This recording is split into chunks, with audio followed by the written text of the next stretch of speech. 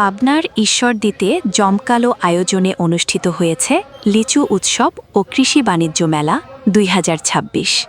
Senior reporter Jahangir আলমের প্রতিবেদনে দেখুন বিস্তারিত।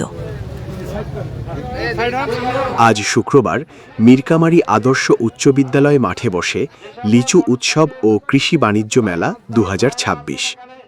নানা জাতের রসালো লিচু আর কৃষি প্রযুক্তির সমাহারে মুখরিত হয়ে ওঠে গোটা মেলা প্রাঙ্গণ।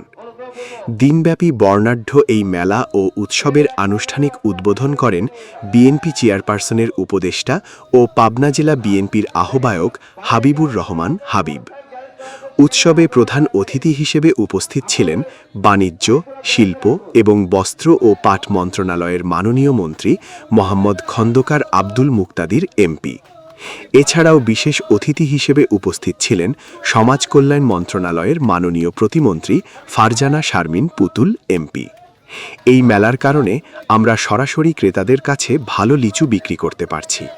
কৃষি প্রযুক্তির অনেক কিছু জানতে পারলাম। লিচুর ন্যায্য মূল্য নিশ্চিত করা এবং আধুনিক কৃষি বাণিজ্যের প্রসারে এই মেলা স্থানীয় চাষি ও উদ্যোক্তাদের মাঝে নতুন উদ্দীপনা তৈরি করবে, এমনটাই প্রত্যাশা সংশ্লিষ্টদের।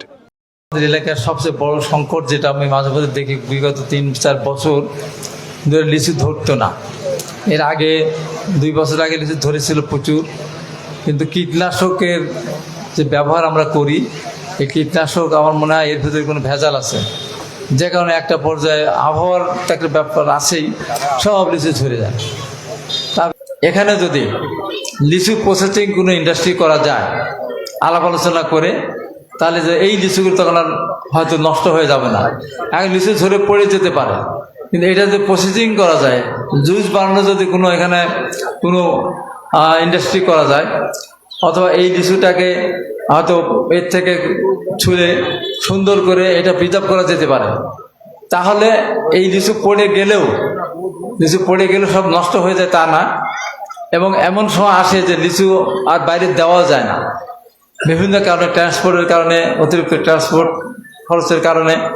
এই জন্য এখানেই যদি সেই জন্য একটা লিচু প্রসেসিং কোনো ইন্ডাস্ট্রি করা যায়, তাহলে আমার কৃষকরা এই দুশ্চিন্তার হাত থেকে বাঁচবে এবং তারা ভবিষ্যতে আর্থিক যে সংকটে পড়ে বা ক্ষতিগ্রস্ত হয়, সেখান থেকে তারা পরিত্রাণ পাবেন। এইটা হলো আমাদের মূল উদ্দেশ্য। সেই সাথে গাজর আছে, আর অন্যান্য যে আমাদের এলাকার সবজি আছে, সেগুলো এমন সময় দেখা যায় খুবই কম দাম, কৃষকের সেই মাঠ থেকে উঠানোর পয়সা হয় না। সেই কারণে আমরা মনে করি যে সেই ধরনের কোনো টেম্পারেচার কন্ট্রোল করে যদি সেগুলি সংরক্ষণের ব্যবস্থা করা যায়, তাহলে পরে সেই ব্যাপারে তাহলে আমরা সেখানে